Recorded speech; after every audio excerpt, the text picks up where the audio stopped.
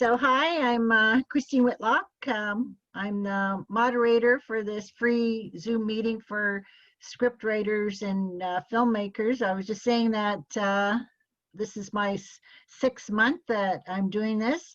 So this is a venue for sharing and networking, find out what everybody's working on and how we can help each other with any resources that you may know to help each other. So Rachel, you came on first. Tell us where you are and what you're working on.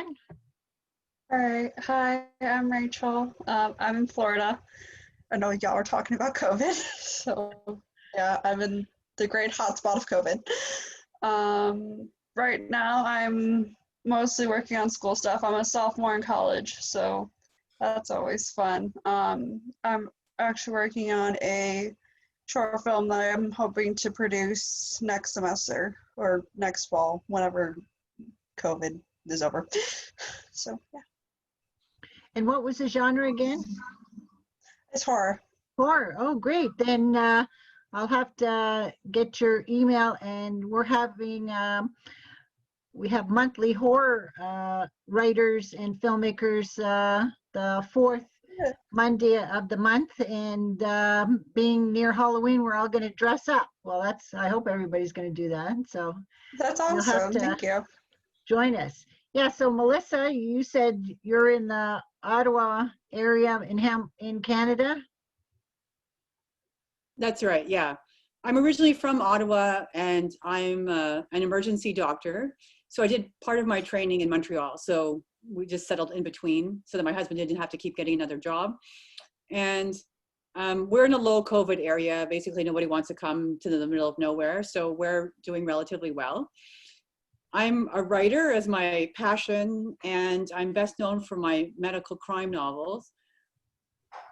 I have talked to a Montreal producer, well, actually more than one, but right now there's somebody who is interested in just hearing me pitch. So I'm putting together a non-disclosure agreement and then like a pitch document for that. So I welcome any thoughts on how to do that. And then, what else do I want to say? Well, Netflix is having a competition too. Like they have monthly competitions that people should know about if you didn't already. So I'll be entering that as well. Great. And Barbara, how did you hear about the Netflix competition? Is it like, how do we get more information? Yeah. I will look it up and I'll post in the chat. Oh, okay, sure. Because they're opening, like they have 4 of them and they've already done 2. And the next one is female-led thriller. Okay. It yeah, may I mean, if you can. May only be for Canada. Okay. But because they have different ones for the States. But sure. You know, you can always reach out to them and see how else you can get it. So I'll just be scrolling around trying to find my email, okay? Yeah, that'd be great. Thank you. So Barbara, where are you from? Hi, I'm from Toronto. So I am a relatively new screenwriter. I wrote my first script in the summer, and now I started my second one, and they're both dramas. So I'm super excited to be in my whole creative field once again. Before screenwriting, I was doing something completely different. I used to teach yoga and do a bunch of different stuff. So I'm excited to be in this world. Oh, great. So Nick, if you want to introduce yourself and tell us what you're working on.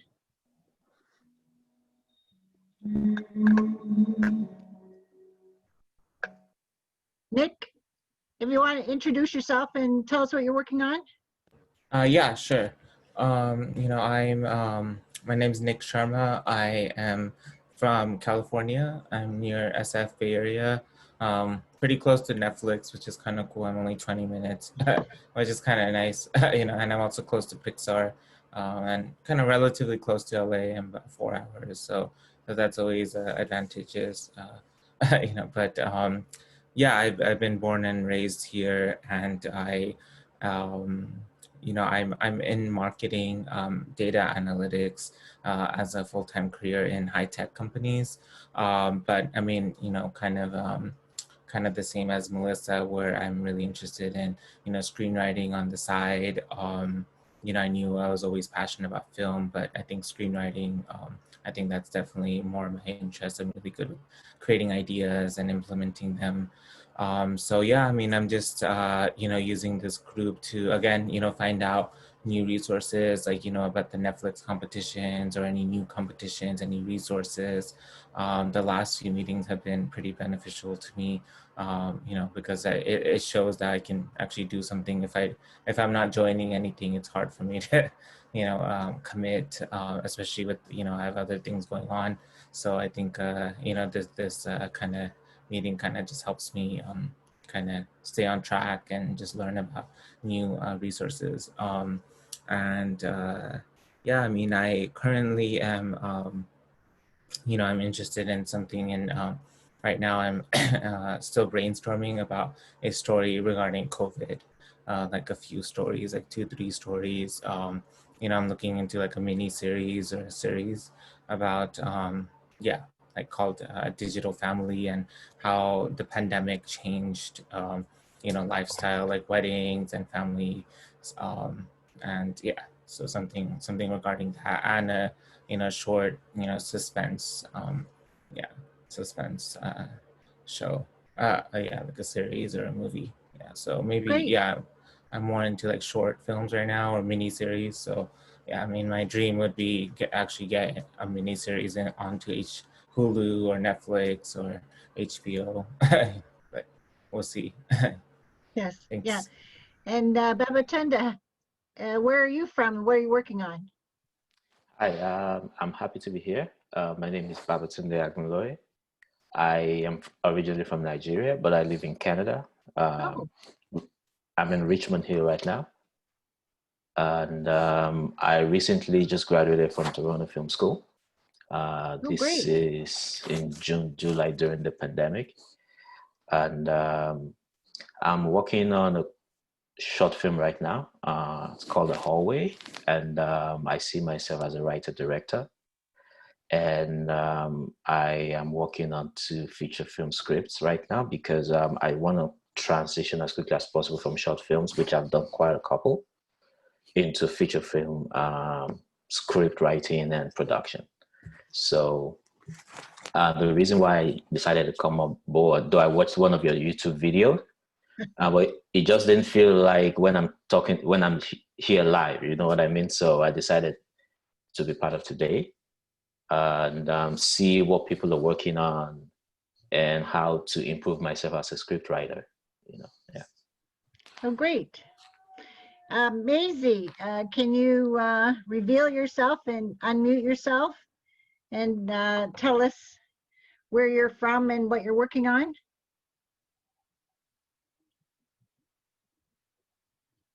You're still muted. You have to unmute yourself. Bottom left-hand corner.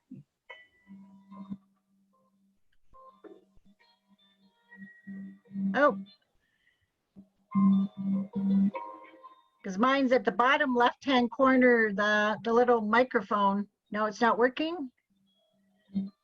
Oh, I wonder why. Okay, well, maybe you can work on it while we talk to Doug. What's happening? Doug, tell us where you're from and what you're working on. In Western Oregon.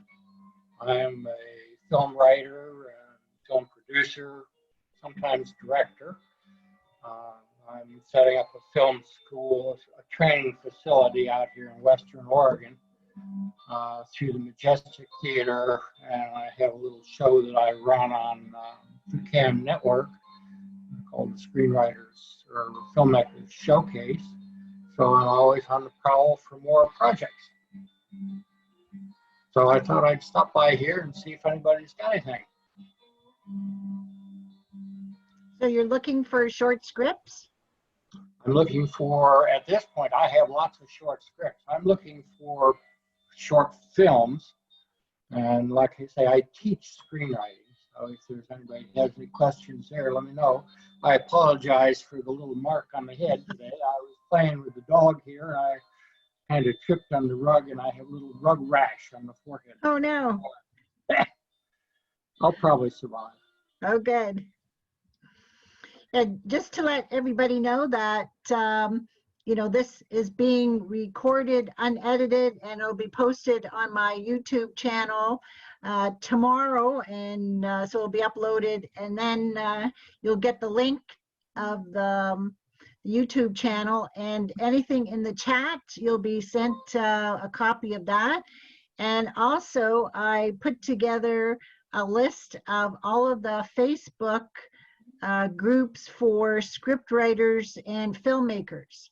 So if you're interested in, either script writing or filmmaking or both, you should check out these groups at least once a week about what's happening in them, because I've seen that there are producers that go there and they are looking for scripts, and so they say what they're looking for, and there's even a place where you can place your log lines for people to give you feedback, and also marketplace. So there's all kinds of resources on Facebook. You just have to check out the list, go through it, and see what fits best for you, and if you want to contribute, or just find out what everybody else is doing, if that's the right group for you. Okay, Maisie, can you talk to us now? Hi, I Hi. figured it out. Oh, good. My name is Macy, and I am currently in 12th grade. It's my last year of high school, and I am looking forward to learning more about this profession because I want to do it when I'm older. I found these meetings the last time, and I found that they were helpful, and it was just really cool to see what professionals had to say and to hear updates on their stories as well. The Great. story that I'm working on right now currently is a show, but since I'm it's something I really want it to succeed right now, I'm just working on some short films, just about just some simple things about difficult concepts, I guess you could say. It's a Great. good topic for short films. Pardon? And our That's an excellent topic if you're going to do short films. Writing a compelling short film is more difficult than writing a feature film. It's one of the hardest things in the filmmaking industry for you to learn. And if you learn that and learn how to write a compelling short film, you'll do very well in the filmmaking industry. That's what I thought. Thank you. And like I say, what I'm doing out here is I'm helping young people like yourself get involved in the industry and looking for a future career. I've been in the industry and I'm retired, so I don't need a future career. But I'm willing to help anyone else who wants to get into the industry and is serious about it. I held a class the other day. We had 5 screenwriters in there. They were all about your age. I think 2 of them didn't even have a pulse. The other 2 of the others just sat there like a lump on a log. And one guy showed, maybe he had at least a pulse. He was interested in that. But you really have to get involved. You have to make it happen. And only you can make it happen. Well, at our last meeting last Monday for the horror writers, there was a gentleman who made films on his cell phone and was in a contest, and he got accepted. And I said, well, you can work on your portfolio by doing other similar extremely short films on your cell phone, if that's all the equipment that you have. And the thing is to reach out to people around you that may have camera equipment or editing equipment, so that you can put together a team to make any of these films. Yeah, That's really cool. actually kind of reminds me of a project I wasn't in the class, but a lot of my close friends were. We have a class at my school called documentary filmmaking, and after our spring break, we all went online due to COVID, and they all had to make their own 10-minute documentary film all on Zoom video. Wow. And I got to see some of their films, and it was the coolest thing ever. Like, one of them did it was like a robbery sort of thing. The other one did it was so cool. I loved it. That's so And- cool because of the resources you get to use. It's like limited, so that must have been really cool to witness. Well, And the then there's- question is, do you want to pursue this as a career or just as a sideline, as a hobby? I want to pursue it as a career. I've been I also passionate about it so much. So Yeah, I also want to pursue this as a career. What part of it do you want to pursue as a career? I want to be a screenwriter. A I writer? want to write future films is what I want to do. Okay. The way you get to be a writer is get yourself on a set, have a couple of scripts in your hip pocket, and show everybody that you're really excited about doing it. And the jobs that you're going to get nowadays, you're going to wind up being a staff writer on a television show. I've been there. You ever seen a show called Northern Exposure? Yes, I've- yeah. I've heard of it. Yeah. I feel like. Yeah. I was a staff writer there. And Well, I've that's been awesome. a staff writer on a couple of the earlier shows. And that's where you get your experience as a writer. And that's where you get your break-in experience. Now, if you're going to be a feature film writer, which is, it's all wonderful, but you're self-employed, you have no benefits by being self-employed, and your chances of success are pretty close to slim to none. And that's just a fact of life. It's not something but it's something you have to deal with as a scriptwriter, screenwriter. But in the meantime, building up a portfolio of short scripts while That's a while good you're way to go. working good on way to your do it. features. Yeah, So portfolio. Oh, go ahead. Sorry. I've written since I started college. I've written 5 short films, and I try to do at least one feature film per summer. So I did one my summer before I started college, and I did one last summer. How would you define your short films? Are they character-driven films, or are they just skits or whatever? Most of the things that I see coming out of the young new screenwriters today are really nothing more than just skits. No, mine are character driven. Like the one I'm writing now, it's actually about a woman. It's a horror. It's about a woman who has been raped, and her rapist is coming back to get her, is basically what the logline is. The one before that was kind of like a sci-fi sort of thing. It was about a girl who is it takes place on another planet. That's why I basically call it sci-fi, but it's more of a drama. She's trying to save her boyfriend, and it kind of goes through like this whole thing, and she breaks up with him and this whole thing. But yeah, a lot of mine are character driven. Okay, the first thing to write is a log line. Mm-hmm. All right, you're sitting here talking face to face with a film producer. You've got 30 seconds to tell me what's interesting about your film. If you can't do that, I don't want to talk to you. I'm going to get off the elevator at the next floor. So you have to figure out how to write a log line, and it should roll off your tongue just simply. Up to Do you have any- 45 words.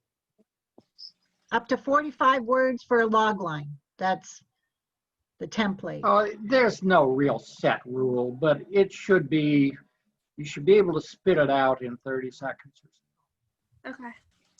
Do you have to Yeah. usually talk about it, or is it like you email? Is it like written, or is it through verbal, the log line? Could be either. Okay. Yeah, log line is what you interest a producer with. Now, Okay. whether or not I suggest always that it's personal. All of my contacts in the industry have been based on personal contacts. None email, no phone, no letters, no anything. And That when makes you, it tough if sorry. you're in a place where there's no film production. right. When you talk about portfolio, is it how many, you have a few shorts in there. How many pages should a short be? Like in your portfolio, like what do you think is a good portfolio, like a substantial one? Or is there, it just really just depends, or is there Okay, a the certain... Academy states that a short film has a runtime of 40 minutes or less. And as a general rule of thumb, it's not necessarily a rule, but it's a general rule of thumb. You're talking about 1 minute is one screenplay page. So you're talking about it has to be under 40 pages. When you're talking about running these films on festivals, then it really ought to be, the finished runtime of the film needs to be really in the 10 to 12 minute range. And that'll put you in sweet spot in most film festivals. Now, when you get serious about writing a film that is Oscar worthy, in other words, top of the line, you're going to wind up with a 20-page, 22-page script, something like that. And you're going to wind up with a runtime of 18, 19 minutes, maybe, maybe 20. Okay, thank you. So I just posted in the chat that you should check out my website because I have pages listed on there. One page for the log lines of my features and the log lines for my short scripts. So you can see what people would read about them. Okay, thank you. For my finished movies, 3 that were on Netflix, they have their own page and they go into like a full page synopsis about what the movie was about. So again, like a 1-page description is the synopsis. So you come out with, like for your film, you got the title, you got the log line, you got the synopsis, and then you've got the full script. And then the other thing producers want to have is your writing resume. So you need to have that ready to go and update it all the time with anything, any new courses that you're taking or webinars and things like that. So you can. Do you have is there a website that you can kind of look into sample resumes for screenwriting, or is there, you could just Google it, or? Well, it depends on what you've done. Like I said, you would have your education, what you have written. You could write down the names of your short or feature scripts and put in their log lines. Any of your script writing memberships, that sort of thing. Any kind of film volunteer work you've done. Thank you. And what I'm about planning on- LinkedIn? Like, I mean, I have a LinkedIn account, and that's, again, like I'm a marketing data analyst at a tech company. And how often do they look at, like, let's say you were working with the producer, would they look at your LinkedIn profile? Should you have another profile? If you are doing it as a second supplemental job, do you create a different LinkedIn profile for that? Or do you how is LinkedIn integrated into all this? Well, I'm meeting lots of people on LinkedIn, scriptwriters, directors, and producers, but I have my writing LinkedIn profile on there. And then I'm only asking those people who are scriptwriters, directors, and producers to connect with me. So you would have to do a separate, but you have to watch what kind of words you put in there, because one of my films is called Vampire Dentist. And then at one point, I was having a lot of people contacting me because dentist came up in my profile, and so they thought I was a dentist or had something to do with dentistry. So I had these marketing companies contacting me, and I says, no, I made a movie, Vampire Dentist, right? Oh, okay, okay. Right. There's one thing I'll tell you about using a resume. Nobody in Hollywood, nobody in the film industry hires off a resume. Period. You have to be there. What do you I'm sorry, what do you mean by like being there? Like going You to have to meetings? be on a Stuff like set. Get yourself on a working set somewhere. It doesn't really matter. You can be a PA, you can be anything you want. I started out as what's called a runner, but anything that you want to do is fine, but just be there in person, show your enthusiasm, show your excitement and your willingness to perform the job. And that's going to get you in the front door and on a set.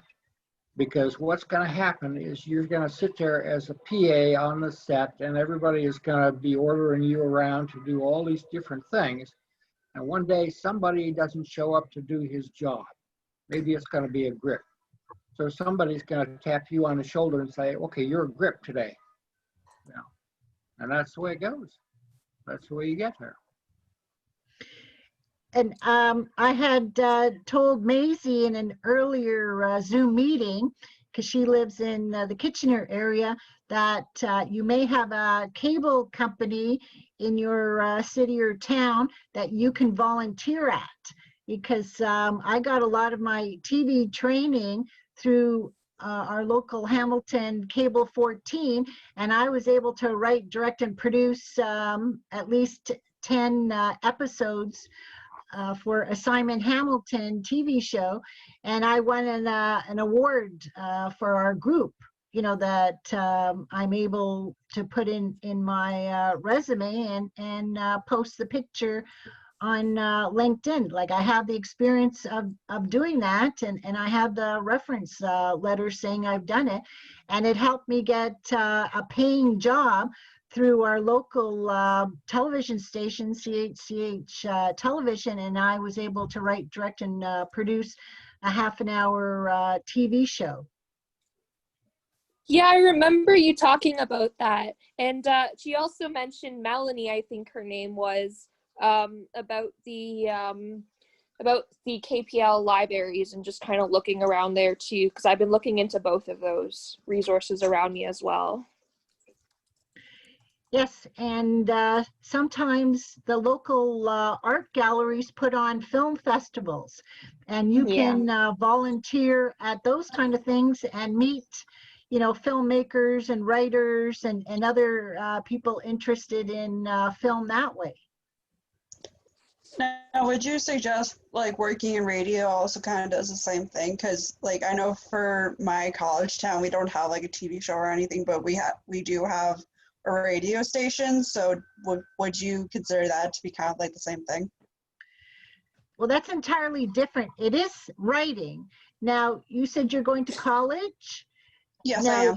Do you have any film clubs or writing clubs in your college? We unfortunately don't. I've been trying to get one started for forever, but there isn't the people for it. And like I've been getting on sets for a lot of the volunteer work that my professor does. It's hard to do it because our program is one of the biggest in Florida. So it's just hard because there's a lot of competition. But like Doug said, people don't show up, they become sick and all that. So, try to show up just to see what's going on, and you may be given a job to do because, people don't show up. Yes, And- definitely. I always show up like whenever I can. It's just like because I'm a commuter this semester. It's just hard for me because it's an hour away, and I have difficulties driving. Well, that right there is the issue. You show up whenever you can. Remember, other people are going to show up whenever they can. And if you are there and they're not, somebody's going to tap you on the shoulder and make you start, because you don't want to give up an entire shooting day because somebody didn't show up. And also the jobs that a lot of people don't want to do is catering, right? Helping with the food and the cleanup and the garbage and all that. And that's what the lowest jobs in filmmaking, but it's a stepping stone to meet people, being friendly, asking them what they're doing, asking them if they know of any future gigs that are going on, so that you can be aware of what's happening in the area. It's all about networking and making friends and contacts in the film industry. Yes, and I'm always trying to do that. Go ahead. Sorry.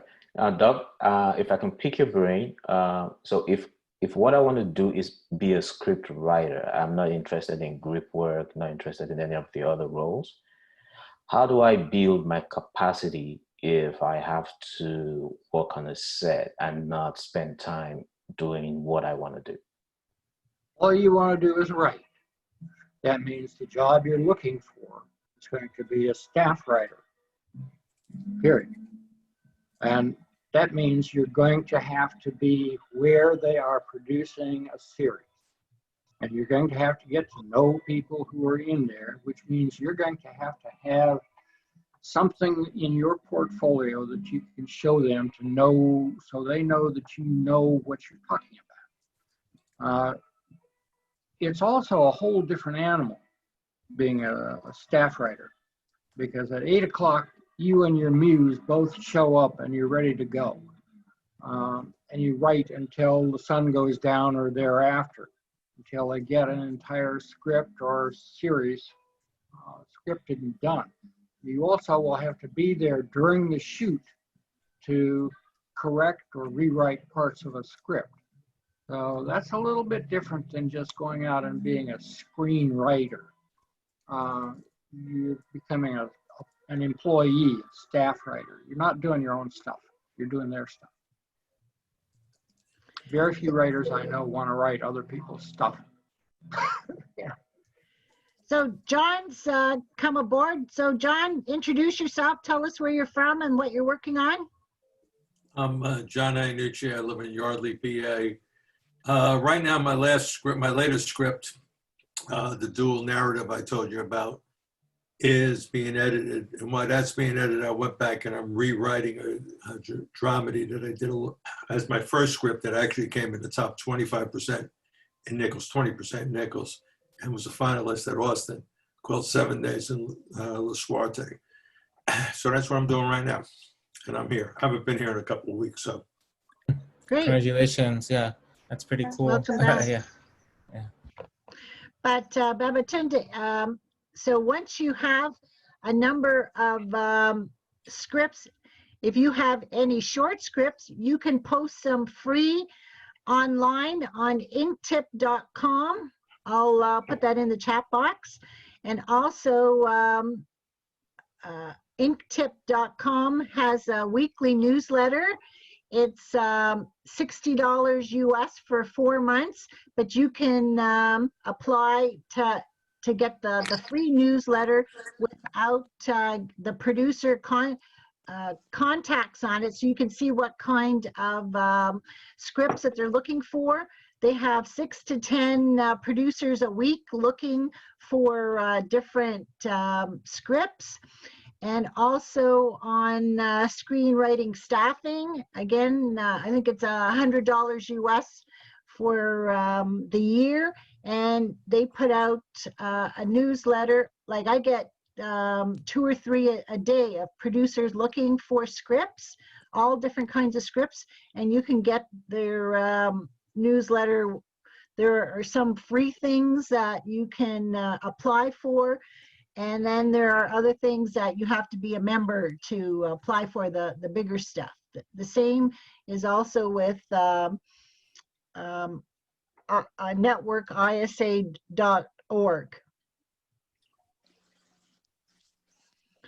So it's just Yeah. the quantity of content, the short scripts and TV pilots and the features. So you should be writing at least 2 features or TV pilots a year. That's your minimum. And then if you're, Melissa, you said you write books. And so if you're adapting any of that, is that going to be a series or a feature that you've been talking to people about? I guess it really depends which one would get better grants. Oh, it's through the grant system. Mm-hmm. Through Ontario and also Quebec? Because there's quite a few production studios in Quebec. Major Right. ones. So that's where this producer is based. So he would try to get the Quebec grants and the Canadian grants. Oh, great. I think it's supposed to be easier to get series funded rather than features at the moment, but Yeah, television is very big these days. It's supposed to be easier to pitch, and there's so many. I get so many emails a day about how to write your TV Bible and things like that, because once you write your pilot, you also have to write a Bible, because the pilot's only your first episode, and you know, if you have 10 or 12 other episodes in the series, then you know they like to see your character arc. So Doug, you said you were on Northern Exposure. Did you help with writing the Bible, or you got there afterwards? No, I was a staff writer. So In other words, Bible, I'm not creating the system. And how I got started there is I started out doing the music schedule for the Brick.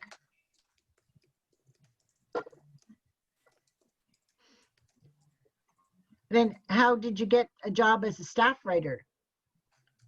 Just by being there. And where was it shot? Because you're in Oregon. It was shot up in Washington. There was a little town east of Seattle, a couple of miles up in the mountain. I keep calling it something like Rincon or something, that actually was where we shot the B-roll, which was the opening scenes of Sicily, Alaska. But a lot of it was done in both Seattle and LA. Oh, that's interesting to know. Yes, yeah, it doesn't have to be Alaska. It just has to look No, like no, it. no. There was nothing actually done in Alaska. It was done, a lot of the intro and the winter work was done up in that little town in Sicily, Washington. And the Brick is actually still there. They painted that mural on the side of the Brick of Morty the Moose. And we'd go up and shoot the B-roll up there every now and again. Then they'd use that on their lead-in and their shows and stuff like that. Oh, great. Speaking of it, like actually worth it to actually go there, because I wanted to move there ever since I've wanted to get into movies and get into screenwriting. But it's like now I'm seeing like all these things with COVID, like you don't have to be there, you don't have to move to LA. And I know like living expenses there are super high, so it's like, is it actually worth it to be in LA if you want to be like a writer or just anything in film? My honest opinion is no, it's not worth being there. The cost of living is crazy. You won't make any money while you're there, and the competition is fierce. So what's happening in the film industry is that it's getting so expensive to produce these films that the big studios even are moving out of LA. So that's why you're seeing films being produced in Atlanta. There's a big Atlanta center out there. You're in Florida, so you're real close to that one. You know, it would be well worth looking into that area. But I know that there's some films along the East Coast. I was recently talking to somebody in Melbourne who's doing a film out there. And I know that there's a couple of things out on the West Coast. There's at Tampa and St. Pete out there. There's some stuff going on out there. But any big city has got some kind of film activity that you can get involved in. You know, I live in a dinky little town out here in Oregon, Corvallis. Got all 50,000 people, and I live over in a suburb of that, so that's even smaller. But, you know, out here, I shoot a lot of B-roll for car ads, that kind of stuff, just, you know, on an everyday basis. But, you know, it's here. You do what's available to you. They just opened up a new studio in Yonkers, New York. It's huge. Well, they don't open it yet. They're building it. It's one of the main ones that was in LA that's moving out. Just opened up. It's a huge. I mean, I grew up in Yonkers, so I know it. It's block upon block upon block upon block that they took over. So they're every place, though, like you said. That's the same You with, don't have to move to LA. that's the same here in Canada. Like Toronto is shrinking in places to film, so they're coming to south to Hamilton. There's all kinds of acreage set aside for film studios to build. So it's just a matter of time, because it's outside of the main Toronto area, and they get different tax credits, which I guess, you know, certain cities in the States have different film tax credits for filming, like Atlanta. Almost and, all, yeah. yeah. Almost all states have some tax credits. What I've discovered about Canada is that you guys up there don't really want to work too well with American producers or directors. You support mostly your own people. And there's a big group of people doing film up in BC, up in Vancouver. They want to come down here and shoot, and we welcome them into Seattle and down into Portland, where we've got a couple of productions going on right now. So, you know, people go wherever they go. Chicago has some stuff happening. I know that, like I say, Vancouver is tremendous. From Chicago. Yeah. But of course, you ask yourself, where do you want to live? You want to live in Chicago? Okay. I'm actually You originally had a from murder Chicago. mystery, at least. I don't want to go back to the cold. I had a question about screenwriting certification programs. So, you know, I was interested in, you know, like the UCLA certification program through their extension. You know, what's your perspective on that? Do you think it's worth going back to school and getting a certification in it? I don't think I'm interested in getting a master's, but yeah, I might be interested in doing like a certification. So do you know any good ones that, you know, people have been benefited from, or yeah, and what, or is it better to just do my own and just kind of just write and just get familiar by myself? It's probably just better to do your own. Now, you can go down to UCLA and drop $50,000 a year, and you're going to wind up being $250,000 in debt when you get out. Oh, the certificate is actually, the certificate's not a master's. I was looking into it. It's through the extension, so it's relatively cheaper. It's about like 5,000-6,000, I think. So it's not bad. Yeah, I mean, I wouldn't do a master's because I already went back to get my MBA, and I have a lot of loans for that. So, but yeah, I mean, I'm kind of picking and choosing on which screenwriting to do. But yeah, I'm just wondering if even those are worth it, or is it better to just kind of do my own? I do think, I mean, this was before the pandemic when I checked their site. I think a lot of the stuff was on site, and I am like in SF, so it's 5 hours. So I would have to move there. But I'm sure things change now due to COVID. But yeah, you know. It's that your content that's going to get you a buy, not what certificates you have. It's only if your script is any good. So it's better for you to take as many free, webinars and YouTube tutorials, road trip writers. They have all kinds of free webinars on their website. There's all kinds of free content. And the thing is to take it personally, the advice, and apply it to your script. What do these extensions, what's the difference between, I'm not sure if you're familiar with these UCLA extension, like screenwriting extension, but like what would you benefit out of it compared to if you were to do it by yourself? I think that UCLA is considered like the best school for screenwriting, and everybody knows that. And if you graduated from the main school with like an MFA, you're going to make a lot of contacts. But I think those same people that graduated from that school are going to look down on a certificate, and it's not going to help you as much. There's a lot of certificates out there. There's one in Philadelphia I looked at. It's called the Philadelphia School of Film. And it supposedly has a high rating, but it said, here's our graduates. And I looked them up, and I think the best somebody did was they had one short that was produced, and that's after like 30 years of writing. So, I agree with what Christine said. There's a lot of stuff out there. They asked Quentin Tarantino if he went to film school, and he said, no, I watch films. And Okay. reading scripts is a great way to learn.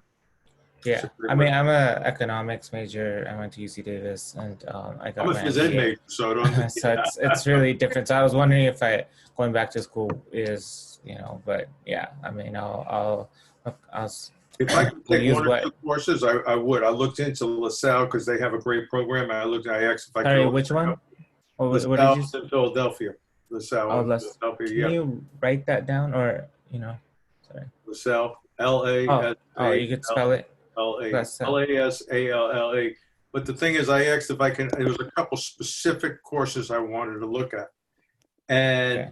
I've done it before where I've taken a course here or a course there because it's something concrete that I wanted to get, and they wouldn't let me audit. They said you have to be in the major program to do it. Yeah, I was interested in something like that. Maybe if I take one or two classes that interest me, that are very specific to what I want, like do the extension, but I don't think UCLA does that either. So Like I looked at Rutgers too. Rutgers has a screenwriting program, and they also have a senior program for auditing classes. However, the screenwriting program doesn't let seniors audit that particular major because they're always full. So, I don't know. I don't think it helps you. At my age, it's not going to help me. It would maybe a course here and there, but I don't think it's the thing that I'm not going to get me the contact that I'm going to build for the next 20 years. Yeah, I'm interested in doing something, maybe taking a few classes, like 2-3 classes, not necessarily be part of, because, if you do the certification, there's a lot of things that you might learn that you already know or that you don't want to learn. So whatever, it's very specific to what I want. This course I ever took was at a junior college. Junior college, it was an extension course. It was written by a guy who's had 2 or 3 scripts optioned. But his wife has been produced numerous times. His wife's I forgot the name, but his wife's a produced writer.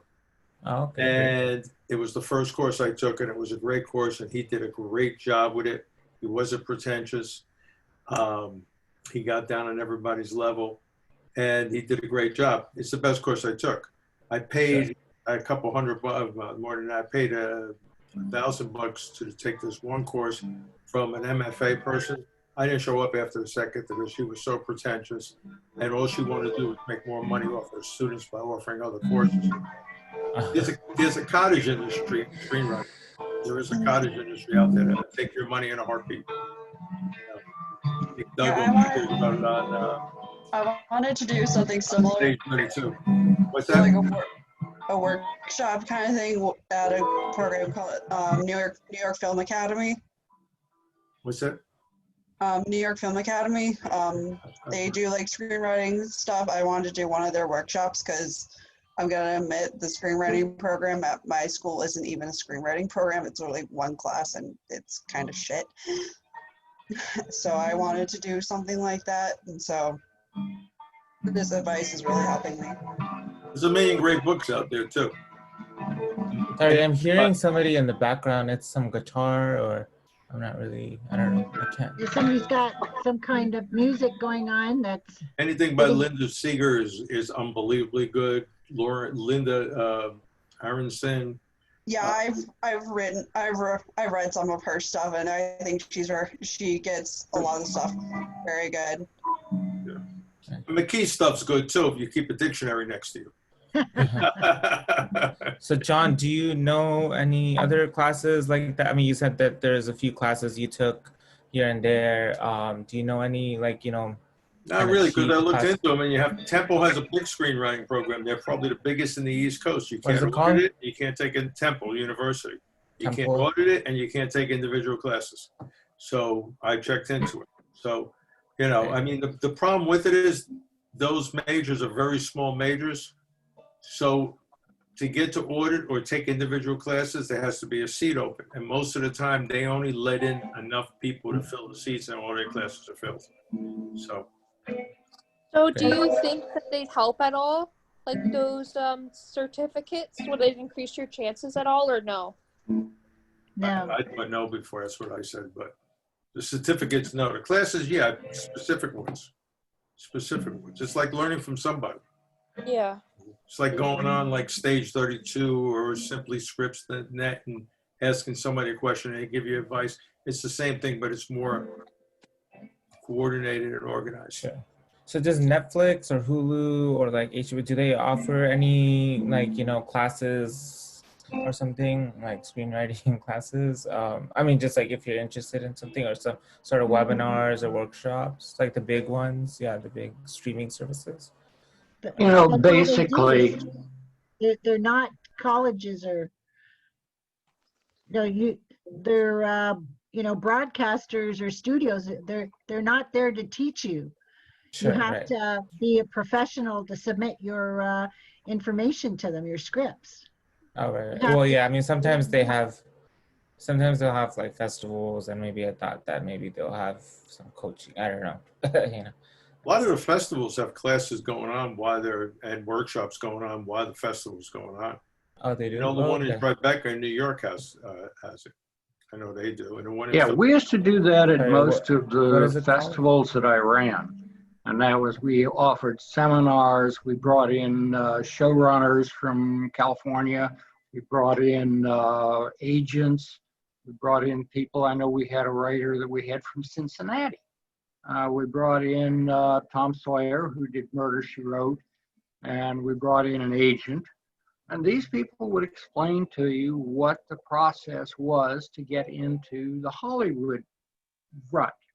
My advice, and most of their advice, is to attend these small-time festivals and seminars and just get to know people locally, because those people will know somebody in the next town over, and then the guy in the next town over will know somebody in the big town, and you know, that's the way you build it. Now, if you want to learn how to write screenplays, the way I really suggest, and this is just hardcore, know the truth with no afterchaser. Go buy a copy of Dave Trottier's book called The Screenwriter's Bible. That's the first thing you do. And that way you learn the format. Can you repeat it? I didn't catch the book. Can you repeat the name, author, and the book? Dave Trottier, who writes a book called The Screenwriter's Bible. And he's up to his, I think, 7th edition. Okay. Dave has now got the nickname of Dr. Format. You can find him online. I think he has a thing called We Write or Write On or something like that. But if you look him up on Google, you'll find Dave Trottier out there. Then you get Trottier, Troddier. TTI. Troitter.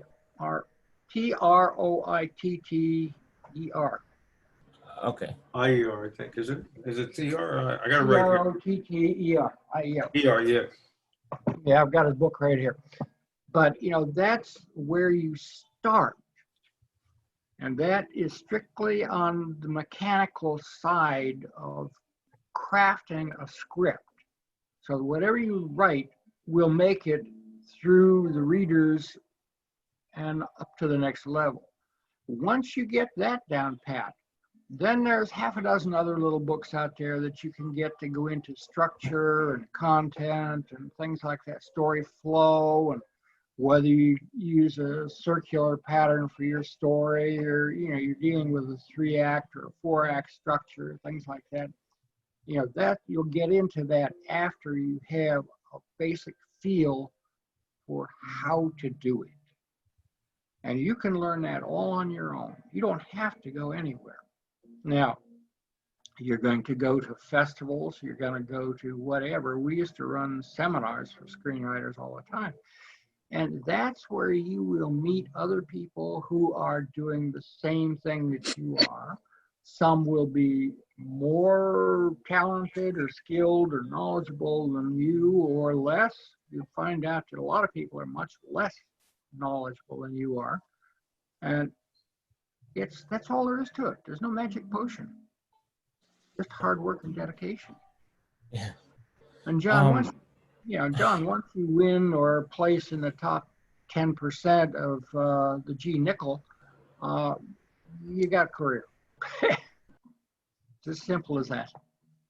It's amazing though, that one, because you keep learning. That's the big thing. Don't stop learning. I've gone back to that one now and I said, no wonder why I had some producers read it and they loved the story but turned it down. And it wasn't a formatting thing. It was a structured thing. Yeah. And, certain aspects of it and stuff. And as you learn, every time I learn, I go back to my old scripts and I actually rewrite them again because rewriting's never done. And I've never finished a script yet. Yeah, you understand what I'm talking about. There is no such thing as a perfect script because you're going to have to rewrite it if the producer gets it anyway to fit in his scenery, his places, his locations, certain stars demand certain things and everything. By the time you finish, it looks like a whole different script. A lot of people get upset at that too. Okay. So how about like co-writing? Like, let's say you wrote in like 3-4 shorts. So you're, kind of in the beginning, like, I'd probably say I'm kind of novice, beginner to maybe, how, like, what is your perspective on, co-writing, like, working with somebody? Do you recommend that in the beginning or, I am, I'm a pretty extroverted person. I do really well in teams and I've always been somebody who benefits from study groups and things like that. So I'm wondering if that will help initially, like, kind of just pushing me, like to work on something. Basically, not really. Okay. I look at it this way. I've got close to 40 years. Would I bring you on to co-write a script with me? I wouldn't. Because I would have to teach and mentor you before you can actually perform. So if you're going to co-write, you need to work with people in your own knowledge level. And so you need to go learn together. You teach each other. That's what I was saying. Like, if it's somebody who's kind of in the same level, just then we're both starting off. If you can find somebody who's about the same level as you are, that's fine. My grandpa used to tell me all the time, he ran a dude ranch. And first thing he'd ask these girls that come out and want to spend some time riding the horses, he'd always ask them, you ever ridden a horse before? And I remember one girl said, well, no, but it can't be hard. And he said, well, that's good. You just need to learn. I got a horse out here. It ain't never been rode before. You can learn together. Okay. Yeah, because I feel like I do think that sometimes, I did Carol Parker's workshop. She posts on screenwriting. And she said that, like after I did the 2 sessions with her, and she said my ideas are good and my scripts are really good. Like she really thinks that I have potential.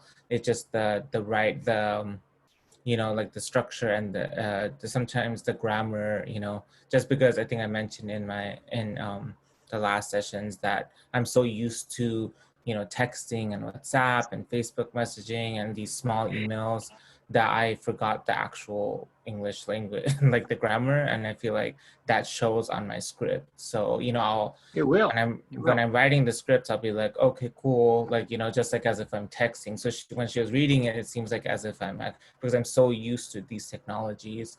Just I'm get on an editor. Instagram, you know, so I feel like that's a huge challenge right now for me, at least, and I'm sure the younger generation, you know, yeah, that's probably even Just more get challenging. an editor for that. Yeah, so that's why I was thinking of if Yeah, I they're do not that co-write. expensive for somebody to actually edit the grammar and Oh, just okay. point out the grammar mistakes. How They're do not you that get an expensive. like what's the best way to get an editor? You could just Google and stuff. I'm lucky. My sister was a professional writer, not in Oh, screenplays. She was a business writer and a speech writer. So she does my editing for me. We have a deal on it if I ever get one option. But I mean, I'm in marketing, so I'm sure I can find really good content writers. yeah, You know, it's got to be somebody who's a copyright editor or there or something PR or like that. something, That's all right? you're Yeah. doing. You're not editing. He's not going to edit the format for you. He's going to Yeah, I edit just need the the grammar. yeah, Yeah, the grammar. grammar. Yeah. Thank you. Well, the other thing you want to keep in mind is who are you writing for? What market are you writing for? I'm reviewing a script right now that is really very good, but it's written by a guy in the UK. I can't do it in this country. I mean, the language is, we speak the same basic English, but I talk American, he talks the King's English. We can't do that here. So, you know, I can rewrite it, I can edit it, but then I don't want to do that as a Sure. producer. I don't want to waste the time. It Yeah. has to come in ready to go for the market that I intend it to go in. Sure.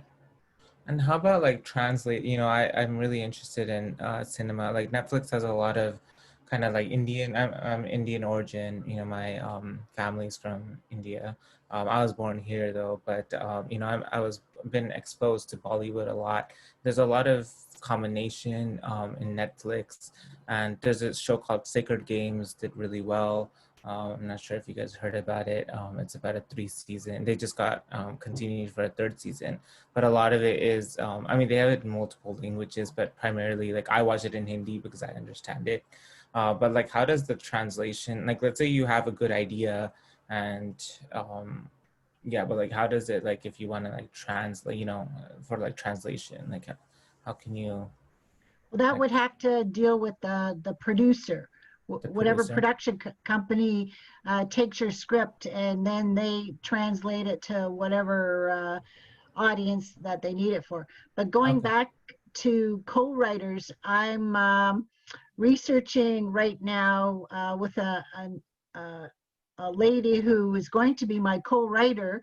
I'm the writer. She has all the experience in the venue that we're going to be writing about.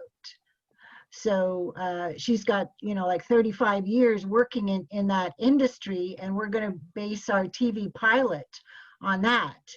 So I need all of her experience.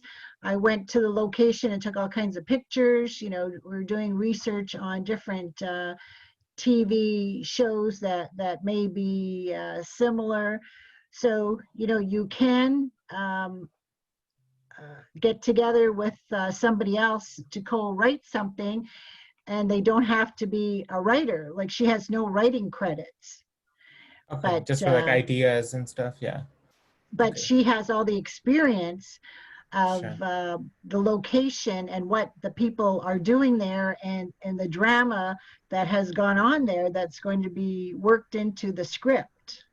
Yeah, yeah. So like, let's say I want to write a script on, you know, some city in India that is very, you know, not many people know about, and then I somehow can get a contact to them, and they can give me more, like yeah, background knowledge of the city and what goes on there.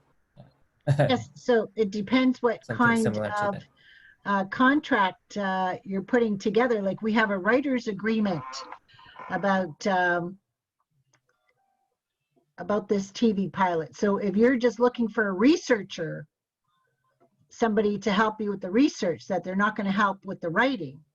Yeah. Has absolutely Or maybe, no writing experience and doesn't know anything about voice, and has listened to the people to find out what's going on, and knows what is best for that location, then maybe it's best just to pay them as a researcher. oh, okay, so they're different. Okay. Okay. Great. I have seen some really nice films, short films in particular, that have come out of India, and they play fairly well, but I've seen a lot of them that don't. And a lot of it has to do with the language and the differences in the language. Some of them I've seen, particularly a bunch that have come out of Taiwan, that I think I reviewed like 10 or 12 films recently out of there. One of them is really good, but the rest of them you can't understand because they're done in Cantonese. They put in subtitles, but the subtitles go back so fast or go by so fast you can't really read them. You can't read the subtitles and watch the acting at the same time.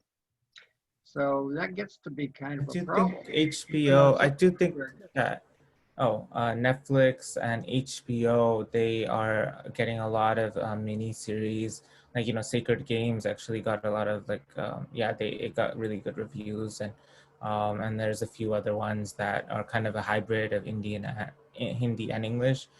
So when there's like big productions involved, like Netflix and HBO, you can get in every language, and they make it so it's worldwide.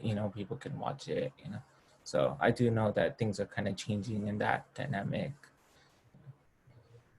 But like Doug said, for the English-speaking population, if the original script was in a different language, and then you have to look at the closed captioning, and it's going by too fast because that That's true. Yeah. that culture does talk fast, or the action Right. is very fast, and you can't follow it, then it's going to be hard to enjoy the film and know what it's about when Sure. when you can't understand it, even with subtitles. Yeah. Yeah. That's true. I mean, I understand it because I was, I know Hindi, but I haven't. Yeah. Yeah. That's a That's good why I point. always suggest what market you want to write it for. Sure. I had a guy approach me one day and wanted me to write a talk show or a game show, I guess it was, for the Bahamas. I told him I couldn't do it. I don't speak the language. They speak English over there, but they're not my English, Right. Right. Yeah.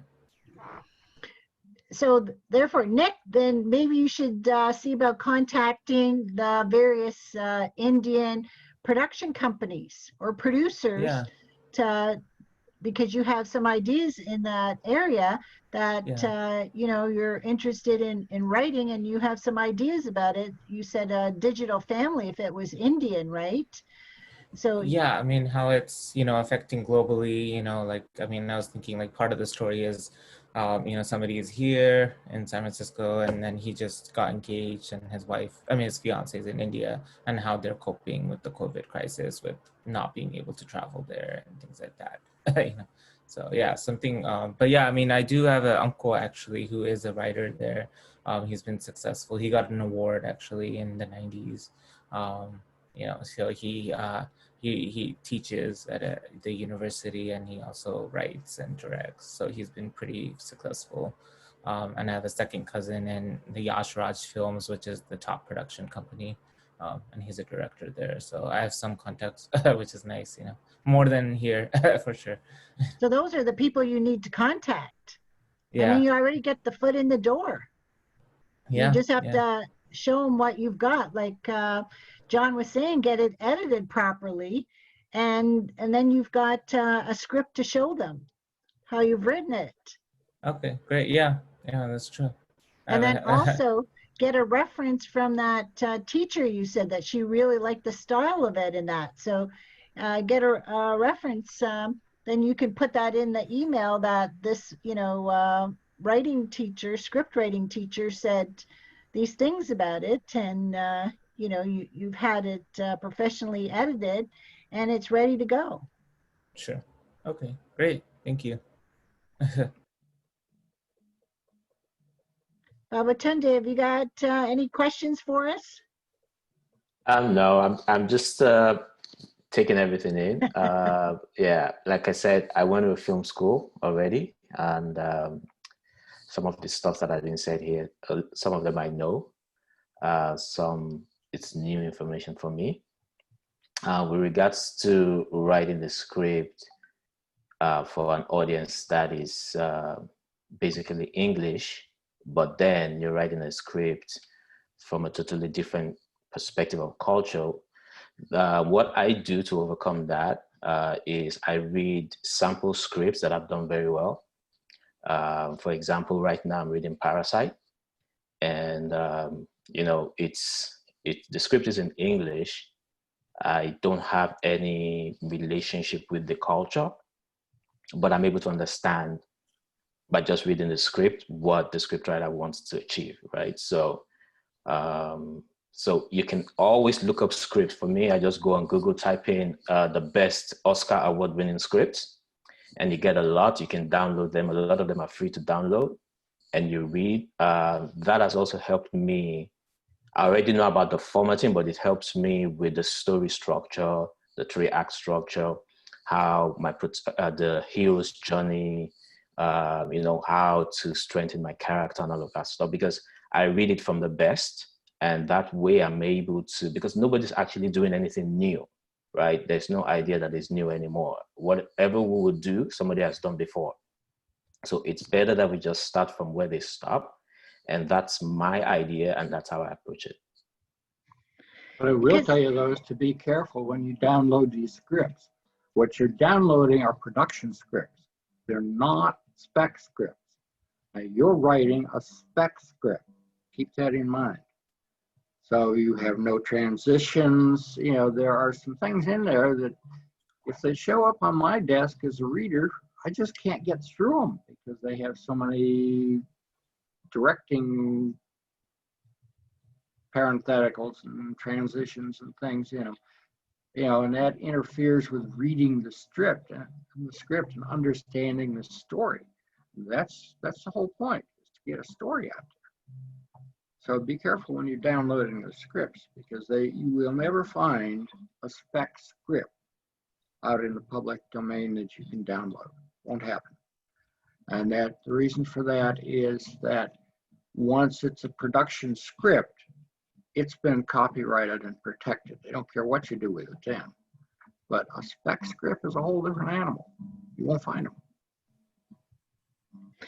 And as Doug said, that Tarantino, he got his writing and filmmaking background by watching movies and probably reading scripts.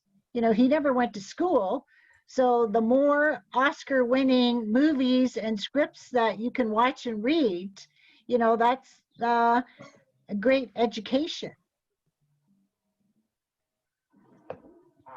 Actually, watching the films themselves is the best education you can get. And if you have the benefit of having the script there in front of you, you can watch the film and read the script and see how the story is presented on the page. But that's also more Tried from doing that. the director's point of view.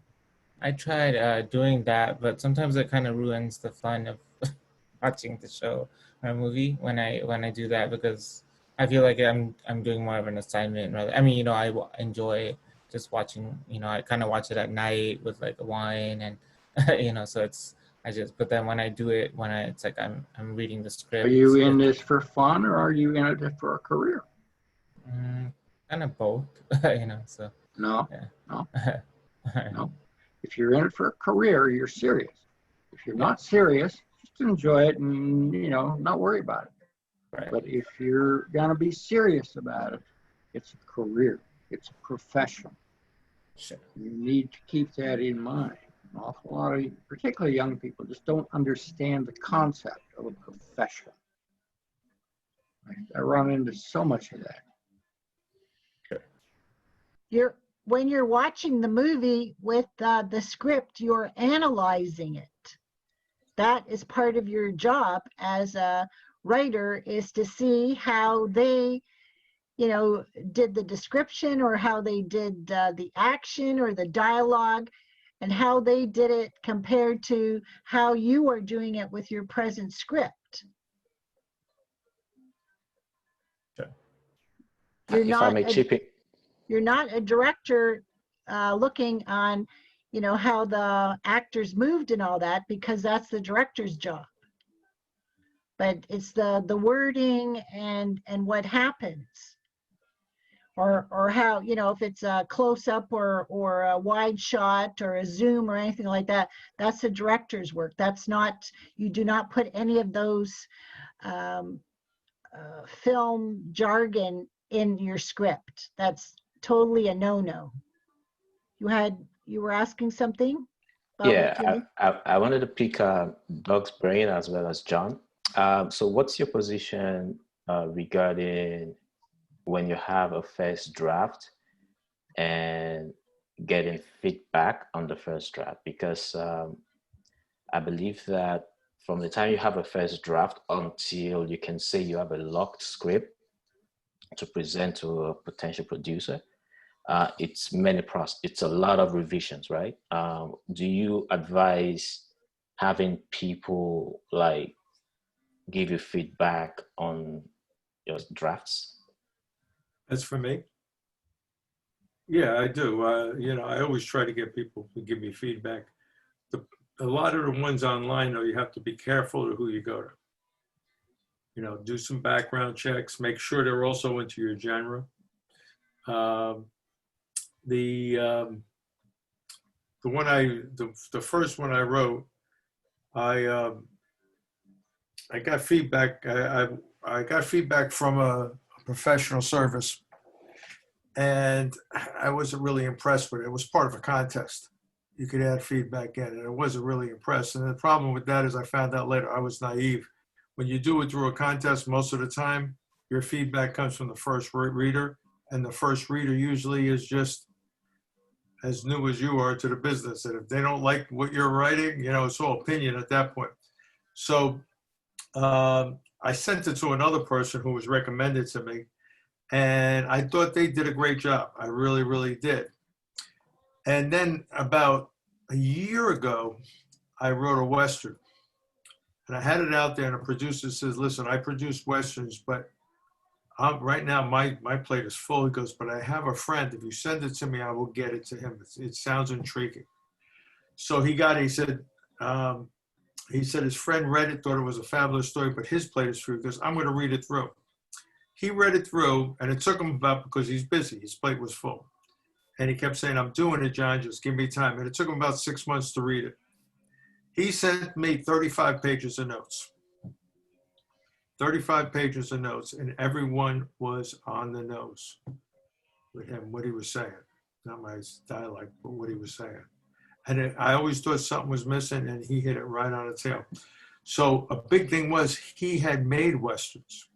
He understood the Western. So he did it. My sister is a film fanatic, and she's into the old films. So she gives me feedback, and she's very good at finding something in the plot that's missing. In other words, there's a gap in there. How did they go from A to, how did the gun end up on the table when it was in the drawer before? This doesn't make sense. Those kind of things. So she does a great job with that. She also does a good job with dialogue. I believe is my strongest point. She does a good job with it, and she'll say, John, you're getting carried away with it. Because I do. I get carried away. I'll have these long conversations with people. Very short dialogue, but long conversations. So you got to have a number of people, and it's got to be from all perspectives. Your target audience is one too. If you're writing something for teenagers, and you know that somebody who's 20 years old or so, that's intelligent and stuff, let them read it, because they're going to be the ones seeing it. And if they don't like it, it's not going to work. But I think you definitely need feedback. The problem is, like I said before, there's a cottage industry out there with a lot of phonies who will take your money in a heartbeat. And it's gotten into a whole thing. I mean, I get them all the time now, because you sign up for one site and 9 different sites get your information, you know, and they want to charge you X amount, X amount, X amount. you really want to get coverage and you want to get the big person, I think I read one where Linda Seeger charges, and she's the cheapest of those kind of people. She charges $7,000 to do a script. If you want to get McKee, sell your house. Okay, but, you know. Yeah, I was just gonna say, Doug, have you got some music going on in the background? Because we keep hearing all this kind of strange music. Probably. So if you could mute that, please, because it's coming through very loud while John was trying to talk. Thank you. But that's basically my thing. How's that? Better, yes, thank you. Okay. Most good editors, if you get turned, most good producers too, if you get turned down, I've been turned down, I send a letter to them thanking them for reading it and asking them, can they give me any advice on it? Because I'm a young writer learning, even though I'm old. So, you know, and they usually do give you something back. I mean, the one guy was very uppity to me and everything.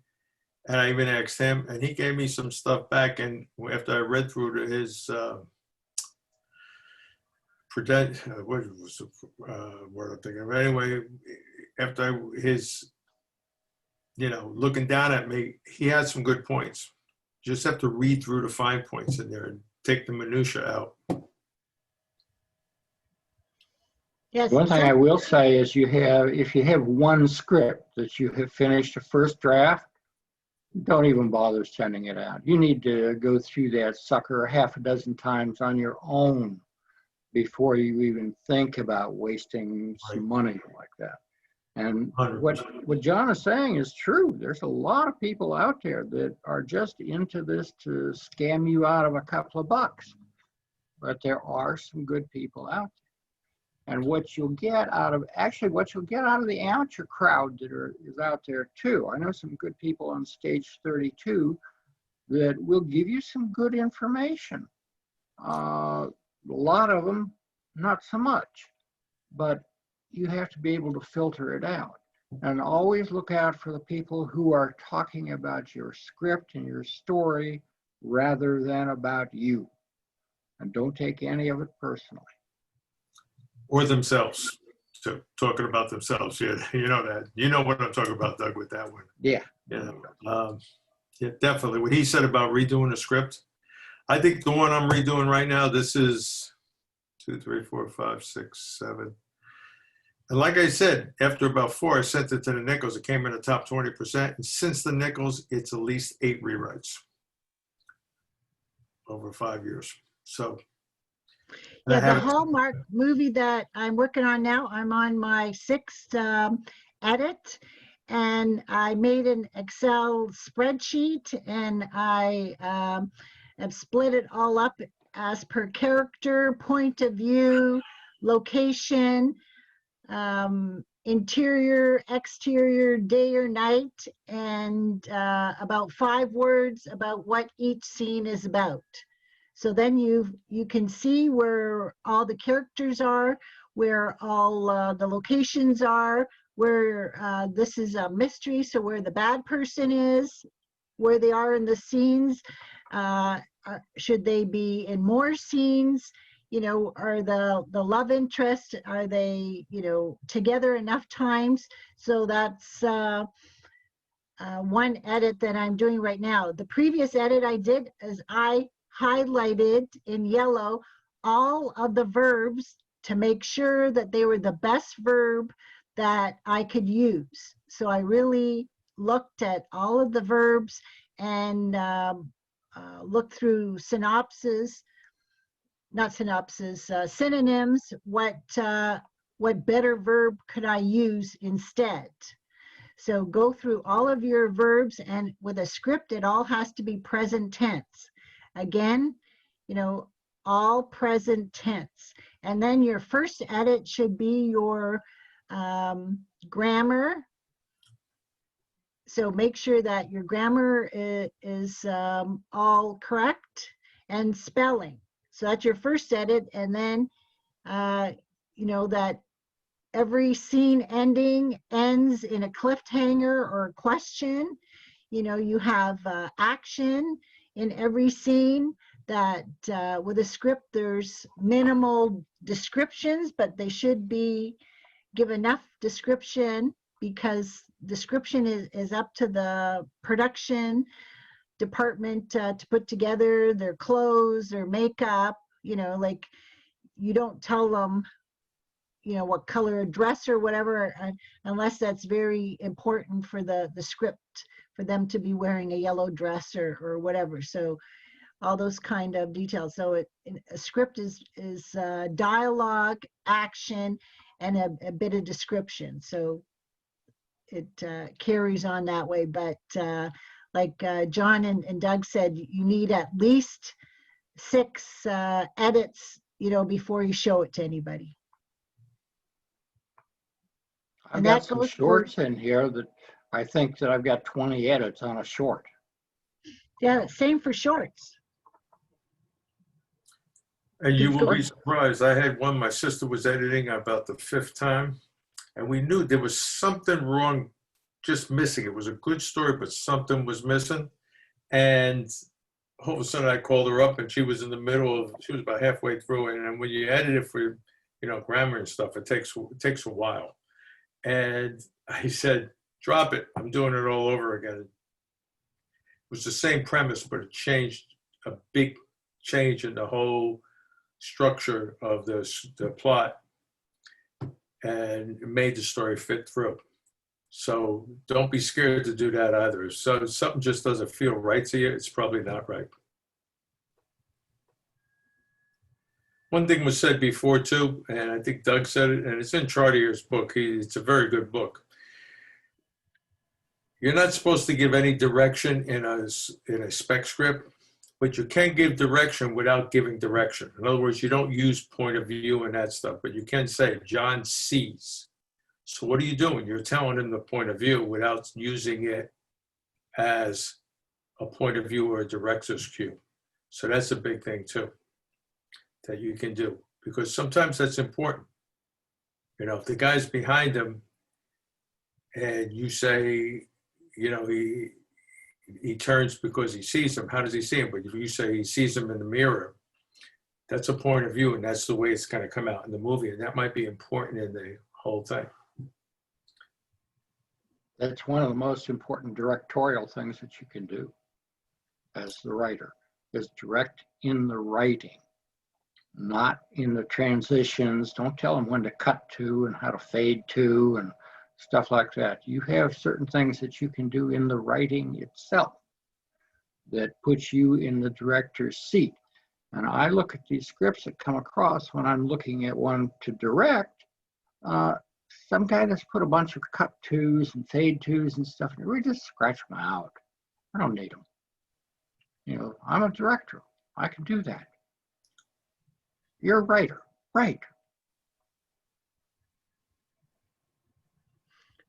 As Doug was saying, that the spec script turns into a production script once it's bought, because it has to be broken down into all the different ways the director of photography has to film each scene, because they may film at 5 to 10 different viewpoints, bird's eye view, wide angle, zoom, and all of that, over the shoulder, from different perspectives for each scene.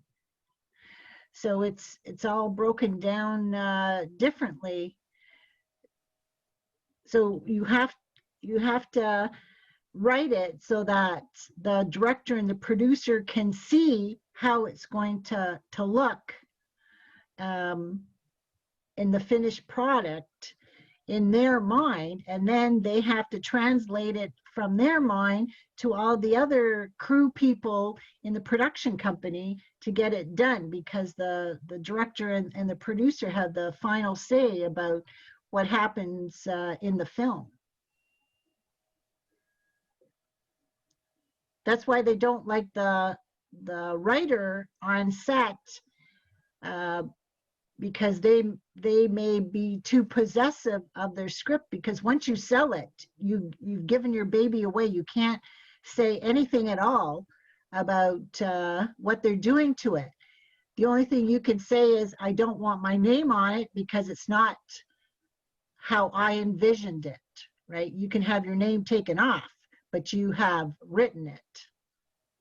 and quite a few people have taken their name off of scripts that have totally gone a different way than they had written it, and they as a writer had envisioned it. So once you sell the script, you don't communicate with the director and the director of, the producer, like, or. When you sell a script and they buy it, it's theirs. It's not yours anymore. You Oh. don't have any say about it. They can do with it what they want. They can paper the wallpapers with it, Okay. if they want. It's their script. Now, they may invite you onto the set. I know some directors who run a closed set, which we don't want the writers on the set. But I've also worked under two systems where I've been a writer on the set where I'm doing rewrites, actually dialogue touch-ups and stuff, during the production, during the actual filming on the set. I've also had directors say, no, you're not coming on the set. Now, you can't take it personally. It's their property now. You sold it to them. You can negotiate some of that too. You can negotiate if you want to, be a part of the thing and all that stuff. Everything's negotiable, but you may lose the deal to do it. Yeah. Okay. Right.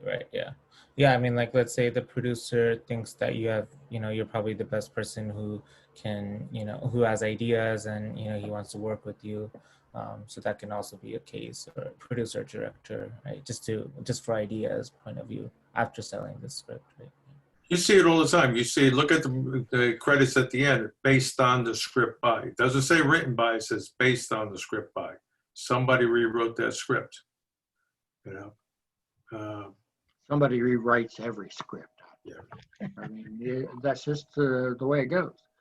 If you give them your script, it's either going to say written by or written by somebody, and whether it's an ampersand or the word and determines, what the actual writing agreement was. You have to know those little details.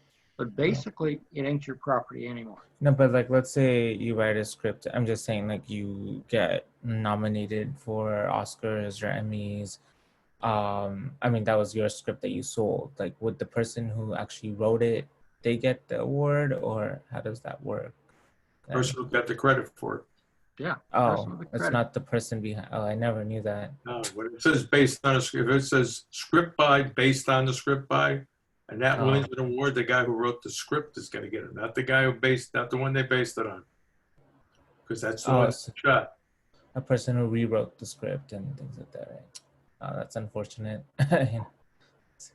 I've done some scripts that have done very well, but I have no credit. But how, is there any way you can get credit? Like, let's say you want your name out there. You negotiate for your contract. I want my name spelled correctly on the check. That's it. Okay. You don't get cash?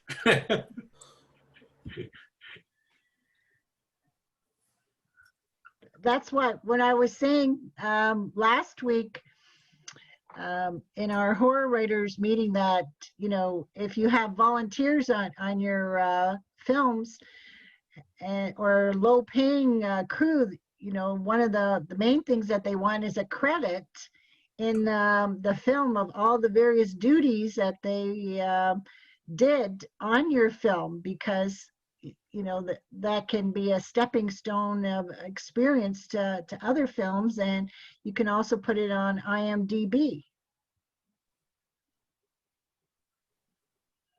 But writing credits, as Doug said, depending how much work they had to do after they bought your script, if they had to bring in other writers, there could be a whole list of writers you've seen on certain films and TV series. They have a whole room full of script writers, so they have to put all their names down. I mean, it also maybe depends on the relationship too. Maybe if you have a good relationship with the producer, or you can work around it and negotiate. This is all negotiated before. Okay. It also depends on their budget too. A lower budget script is more apt to put you on, and not a big studio is more apt to hire a big time screenwriter to rewrite it. Okay. Right. The one thing to keep in mind as a producer when I look at a script is, can I make a buck on this thing? Am I going to spend $1 million and make 100,000, or am I going to spend 100,000 and make $1 million? You know, that's the way we have to look at it. I know what it cost me to put a crew together, and I know what it cost me to shoot for 8 hours a day. I mean, locally, I know what that cost me. And so if I look at a script, is it something that I can produce at such a price that I can earn a buck on? If I can't, I don't want it.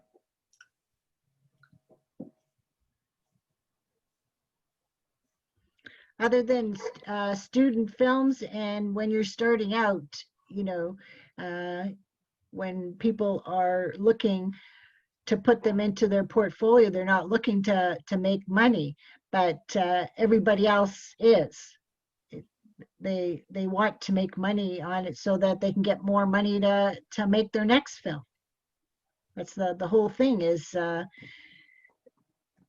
make money so you can make a better film the second time around, and keep building up the type of films.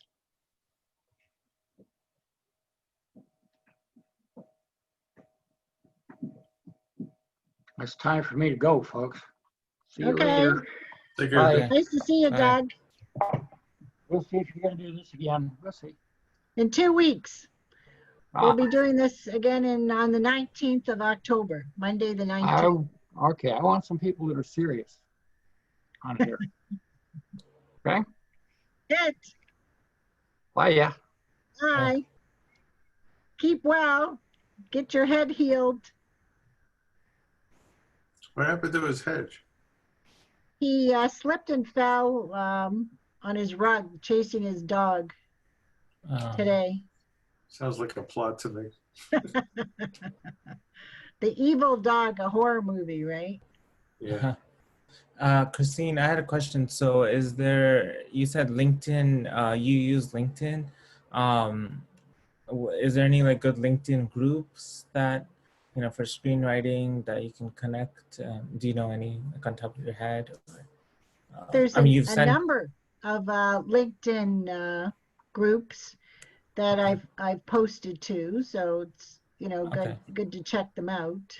How do I, is there, Well, you just have to go under groups and like look groups? them up. Okay, just screenwriting. Okay. Yeah, so you join the groups, and Okay. then they give you the feeds. There's Okay. a bunch on YouTube too. Not YouTube, Okay. Facebook. Facebook. Yeah, No, Facebook I'm familiar Facebook. with. So Facebook I'm familiar with, yeah.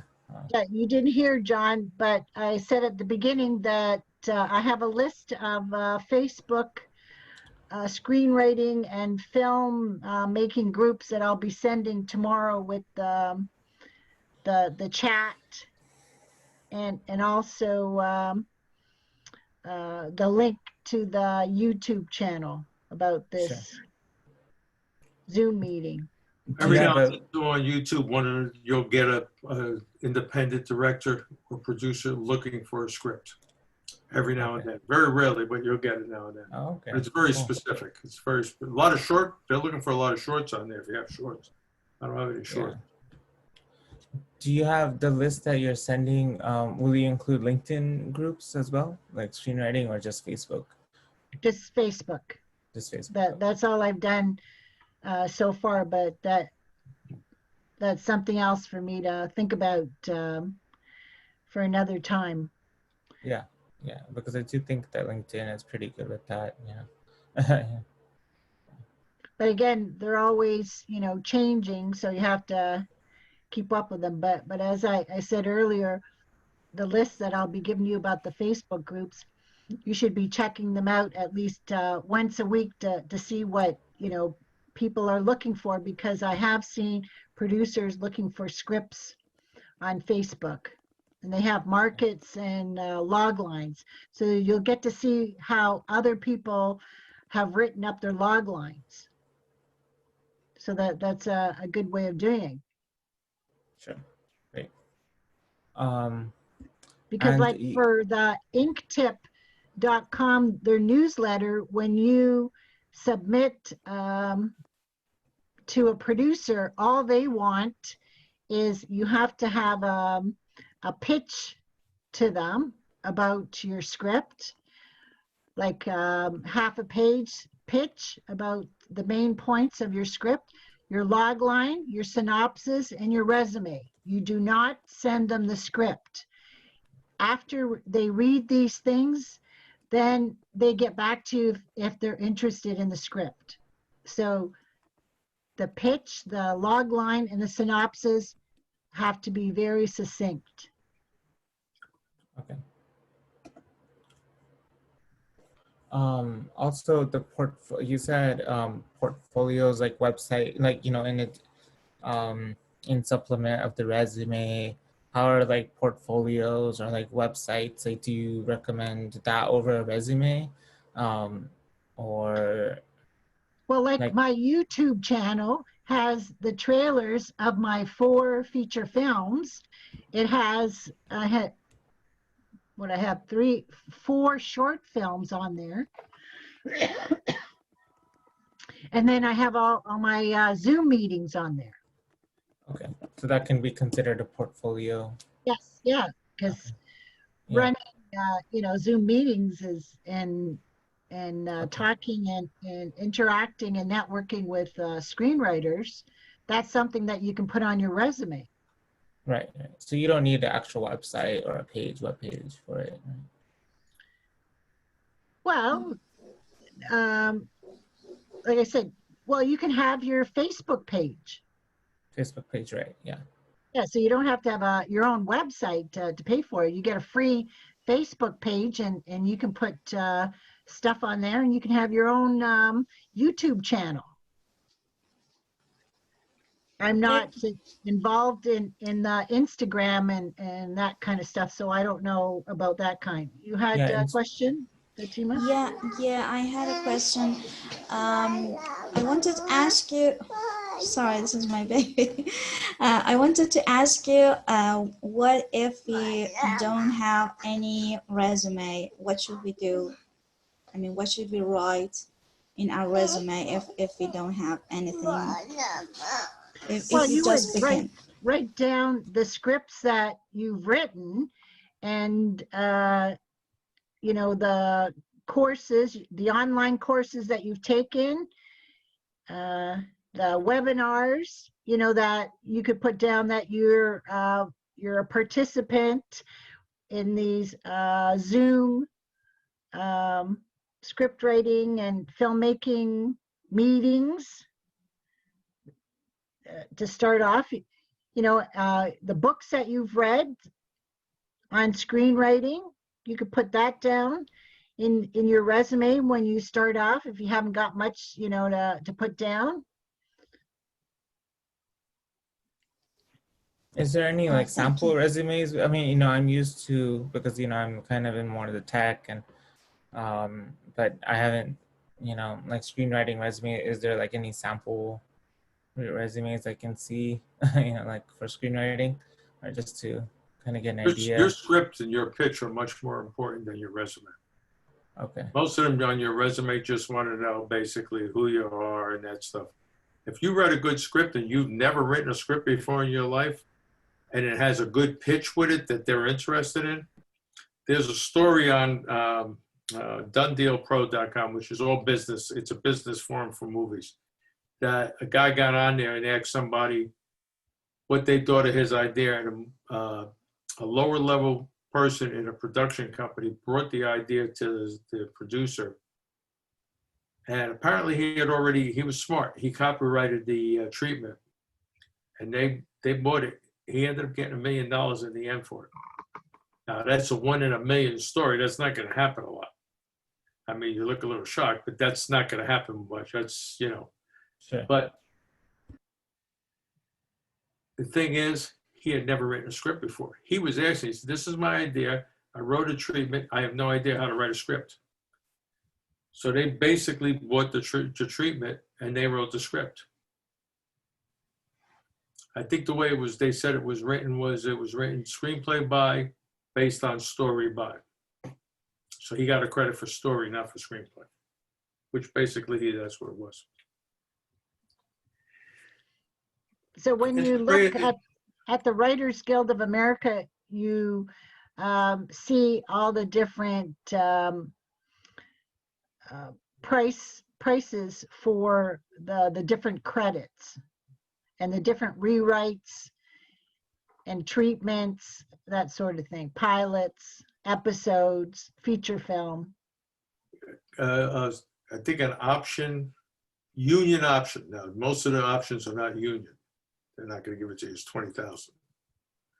But a non-union option could be $1. And there are producers out there. This is the scam thing. They want you to pay them for them to take the option. Okay. And there are ones that ask for $0. Okay. I would never do it. You know. But there's a lot of scam artists out there. There just are. I've seen them all.